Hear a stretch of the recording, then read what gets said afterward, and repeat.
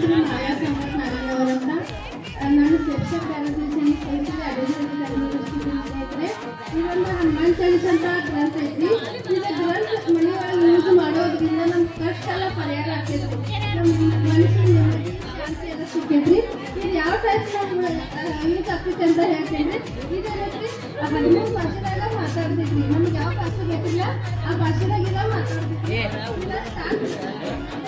Charge ಹಾಕೋದೈತ್ರಿ. ಇಲ್ಲಿ ನಾವು charge ಹಾಕಿದಂದ್ರೆ ಇಲ್ಲ 1 ತಾಸು ಚಾರ್ಜ್ ಹಾಕಿದ್ರೆ 6 ತಾಸು ಹಾಕ್ತೈತ್ರಿ. ಇಲ್ಲಿ ಸ್ಟಾರ್ಟ್ ಮಾಡ್ಬೇಕಾದ್ರೆ ಇದು ಹಾಕೋದ್ರಿ. ಆಮೇಲೆ ಅವಾಗ ಹೆಚ್ಚು ಮಾಡ್ಬೇಕಾದ್ರೆ ಇದು ಕಮ್ಮಿ ಮಾಡ್ಬೇಕಾದ್ರೆ ಇದು ಹಾಕೋದ್ರಿ. ಸ್ಟಾರ್ಟ್ ಮಾಡ್ಬೇಕಾದ್ರೆ ಹಾಕಿ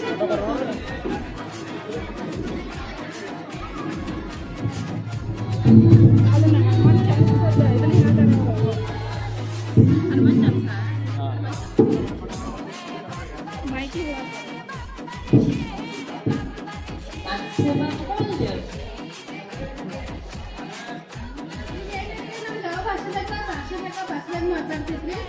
ಮೊದಲ ಕನ್ನಡ ಹಾಕ್ತಂದ್ರೆ ಆಮೇಲೆ ಮರಾಠಿ ಹಿಂದಿ ಯಾವ ಬೇರೆ ಭಾಷೆ ತೋರಿಸ್ತೇನೆ.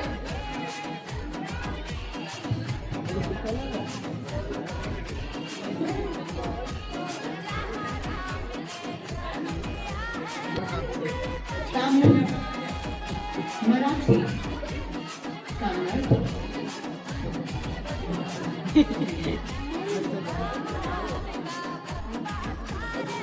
ಅಂಜನಾದೇವಿ ಮತ್ತು ಕೇಸರಿಯ ಪುತ್ರನಾಗಿ ಜನಿಸಿದನು. ಆತನನ್ನು ವಾಯುದೇವರ ಪುತ್ರನೆಂದು ಸಹ ಕರೆಯುತ್ತಾರೆ, ಏಕೆಂದರೆ ಅವರು ಅಂಜನಾಳಿಗೆ ಮಂತ್ರದ ಪಾಯಸವನ್ನು ನೀಡಿದರು. ಅದರ ಸೇವನೆಯಿಂದ ಹನುಮಂತನ ಜನ್ಮವಾಯಿತು.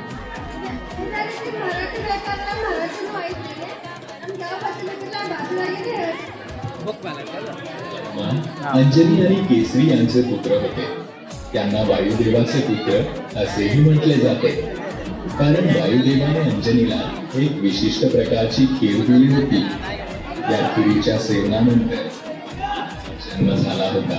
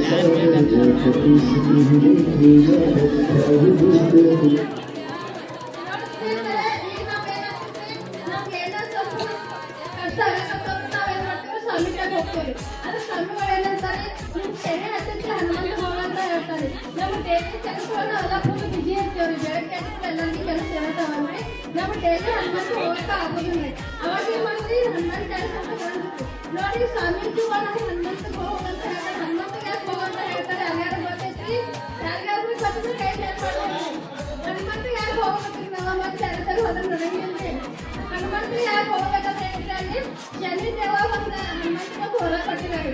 ಯಾಕೆ ಹೆಂಗೆ ಹೊರ ಕೊಟ್ಟಿಲ್ಲ ಅಂದ್ರೆ ಎಲ್ಲರಿಗೂ ಅನ್ಸಿದ್ದು ಹೆಂಗೆ ಹೊರ ಕೊಟ್ಟಿರ್ಬೇಕಂತ. ಏನಂದ್ರೆ ರಾವಣ ಸೀತಾನ ಓದಿರ್ತಾರೆ. ಪ್ರತಿಯೊಬ್ಬರು ಎಲ್ಲರಿಗೂ ಗೊತ್ತೈತಿ. ರಾವಣ ಸೀತಾನ ಹೋದಾಗ ಹನುಮಂತ ಏನ್ ಮಾಡ್ತಾರೆ? ಲಂಕೆ ಹೋಗ್ತಾರೆ. ಯಾರಿಗೆ? ಸೀತಾನ್ ಕಾಪಾಡಕ. ಸೀತಾನ್ ಕಾಪಾಡಕ ಲಂಕೆ ಹೋದಾಗ ಏನಾಗಿರ್ತದ್ರಲ್ಲಿ ಹನುಮಂತ ಹೋದಾಗ ಲಂಕೆ ಹೋದಾಗ ಏನಾಗಿರ್ತದೆ? ರಾಜ ಹೊಡೆದಲ್ಲಿ ಶನಿ ದೇವನ ಕಟ್ಟಿ ಹಾಕಿರ್ತಾರೆ. ಯಾರು? ಶನಿ ದೇವನ ರಾವಣ ಬಂಧನೆ ಮಾಡಿರ್ತಾರೆ. ರಾವಣ ಬಂಧನೆ ಮಾಡಾಗ ಹನುಮಂತ ಹೋಗ್ಬೇಕಲ್ಲ ಪಟ್ಲ ಅವ್ರ ಕಣ್ಣಿಗೆ ಎದುರಿಗೆ ಹಾಕ್ತಾರೆ ಶನಿದೇವ್. ಶನಿದೇವ್ ಹನುಮಂತ ಏನಂತಾರೆ?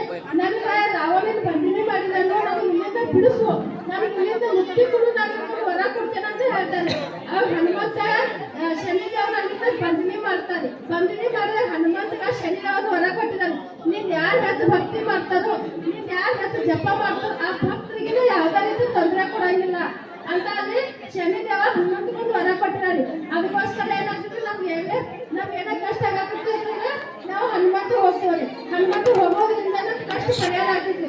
ಮತ್ತೆ ಹನುಮಾನ್ ಚಾಲಿಸಿಂದ ಐತಿ ಸ್ನೇಹಿತರೆ, ಮನೆಯೊಳಗೆ ಡೈಲಿ ನಾವು ದೇವ್ರ ಪೂಜೆ ಕೂಡ ಜಗಲಿ ಪೂಜೆ ಮಾಡೋದಕ್ಕೆಲ್ಲ ಇದನ್ನೊಂದು ಅರ್ಧ ತಾಸ ನಾವು ಮನೆಯೊಳಗೆ ಹಚ್ಚಿ ಇಡೋದ್ರಿಂದ ನಮ್ ಕಷ್ಟ ಎಲ್ಲ ಪರಿಹಾರ ಆಗ್ತೈತಿ. ಮನುಷ್ಯಗೆ ನೆಮ್ಮದಿ ಎಲ್ಲ ಸಿಗ್ತೈತಿ.